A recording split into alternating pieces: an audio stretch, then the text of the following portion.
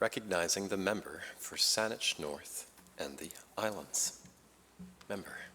Yeah, thank you, Mr. Speaker, and thank you for this opportunity to respond to this, the second speech from the throne this year. And as my colleagues have done on both sides of the House, I'd like to take this opportunity to acknowledge the incredible people in Saanich North and the Islands for putting their trust in me for the next 4 years, their confidence in me for the next 4 years.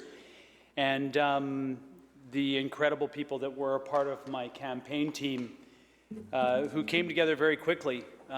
We had always, prepared for the potential for a snap election, and this fall we learned why we were prepared for a snap election, and so we had the opportunity to exercise what we had prepared for, and I'm glad to be able to have a space here and to represent the beautiful territory of the Husainich.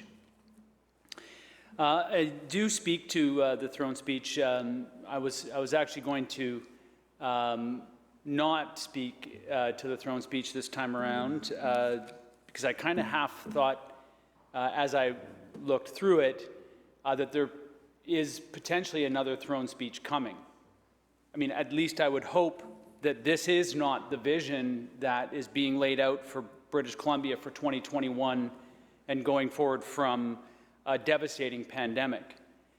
However, as committees had been stood up, as work had been proceeding, I kind of felt that this might actually be the only throne speech that I'm going to get a chance to respond to. And so earlier today, I changed my mind and thought that I would find myself here speaking to this throne speech because I was and continue to be quite confused with what's going on. This may be the throne speech for 2021. We don't have a parliamentary calendar. We're debating another piece of legislation that may or may not extend the ability of government to deliver a budget past February. We might be here in February, we might not be. We could be here in March or April. Potentially we could have a budget in May. I mean, the reality of it is that there's not a lot of certainty, so the only thing that is certain is that I'm here today, and I thought I'd take the opportunity to speak to the throne speech. And in taking a look at the throne speech, it's only a few pages. I've been now a part of a few throne speeches, and each one of them lay out a substantial vision for the government. This is what the government, how the government articulates its vision for British Columbians.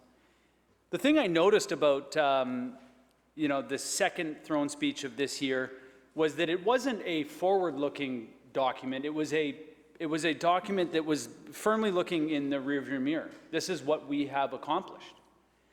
We're in multiple crises. We've got a pandemic, global proportions. We've got overdose and addiction crisis in our province. We had a crisis in seniors care. We've got small businesses collapsing. We have an economic, social, and as we've been raising in this legislature for the past 3.5 years, we've got crisis in the environment as well. We've got collapsing ecosystems that have been clearly harvested right to the end. And so we've got a kind of a full throttle crisis that we're facing. And what we have is a throne speech that doesn't lay out how we're going to navigate our way through that necessarily. What it does is it says, this is how well we did when everybody was giving government space to do what needed to be done in the face of a pandemic. And so here we are after the fall election, scrambling into a December session. We are here, I think, at least British Columbians think we're here to deliver on a promise that the Premier made during an election campaign. What we're finding out is it's dramatically different than the one people thought they were getting. So we're here to do that bit of work. It was not well thought through. It was or it was not contemplated in the summer. Nobody really knows. And now we're debating Bill 3, which is a bill to delay the budget, to give the government more space. We have no parliamentary calendar for 2020. again, I asked the question, when will we be back in here to debate important pieces of legislation? And you know, the really, as I said in the debate for Bill 3, the real challenge that I have with the situation that we face today is that we were told there was a plan.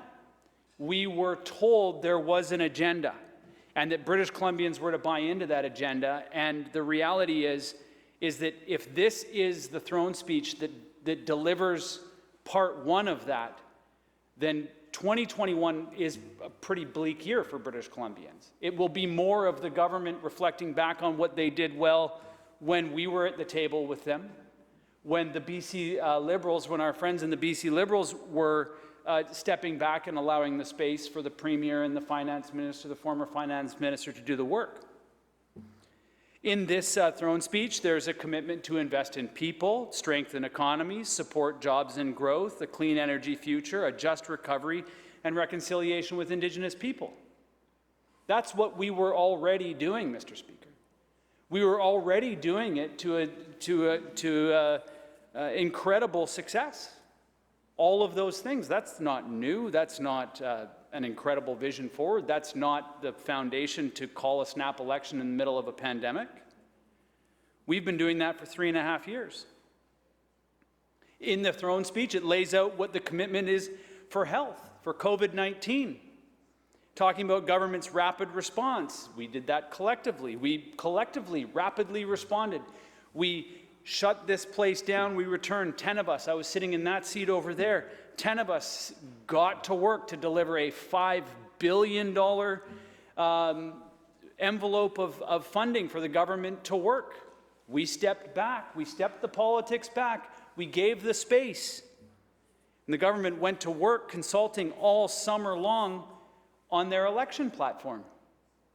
That's what we learned, because the reality of it is that economic recovery plan, the great economic recovery plan, was the first announcement of their campaign, the government's campaign.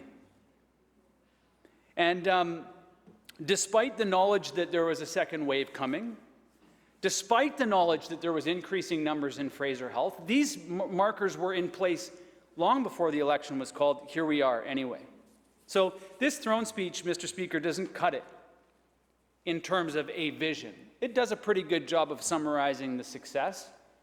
But really, I mean, if you were going to do that, there was a lot of things that you would have had in that document. If you were really going to give and pay homage to the incredible work of a minority government, the first of its kind in BC's history, getting together with different ideas, trying to cut through differences of opinion to find common ground on issues, to collaborate, to cooperate, then this throne speech would have had a lot more to it. And this is why I'm wondering if there's not another throne speech coming.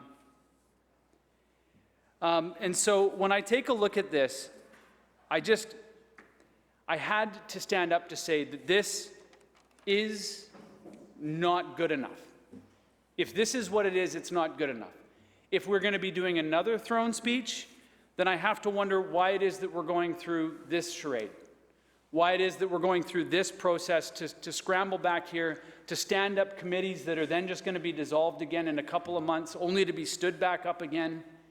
What it says to me is that there wasn't a plan, there wasn't an organized and coordinated effort, that this was simply an opportunity to try to have all of the responsibility, and now you have it. And now you've got to take and be accountable for that responsibility. So we were told that there was going to be no delay. We were told that we were going to roll straight from that election right into governing. That's what the Premier promised.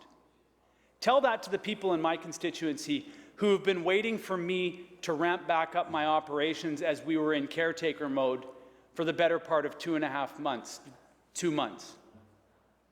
Tell that to the backlog of meetings that I have. Tell that to the people who haven't been able to get access to the programs that they needed to get access to while we were out on the hustings. No delay.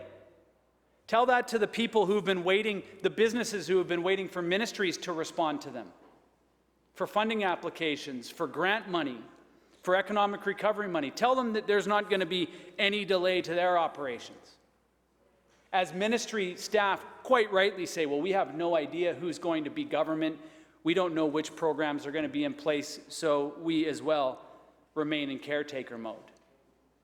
And as new ministers, and I've had the benefit of talking to a couple of new ministers, and quite rightly have the work ahead of them to get up to speed on their files. New deputy ministers come in to get up to speed on their files. It's not realistic that there's going to be no delay. So why was this told to British Columbians that there won't be a delay? So the reality is we don't have a budget, we don't have certainty, we don't have confidence, we don't have a throne speech that lays out a vision for 2021. I sure hope that there is another throne speech at some point early in 2021 that lays out this grand plan and the big promises and how we're going to achieve that. I suspect there is one coming. I hope there is one coming, because as it stands right now, Mr. Speaker, the document that we have in front of us to analyze is not good enough, and it fails to meet the expectations that British Columbians were asked or were told to have in a new majority NDP government. Because this document doesn't do that. This document barely gets this legislature open. So with that, I'm going to take my seat. I felt like it was important for me, just in case there wasn't a throne speech, and we were, in fact, going to be building off of this throne speech for the rest of the year, I needed to be on the record to say that this simply was not good enough. Thank you, Mr. Speaker.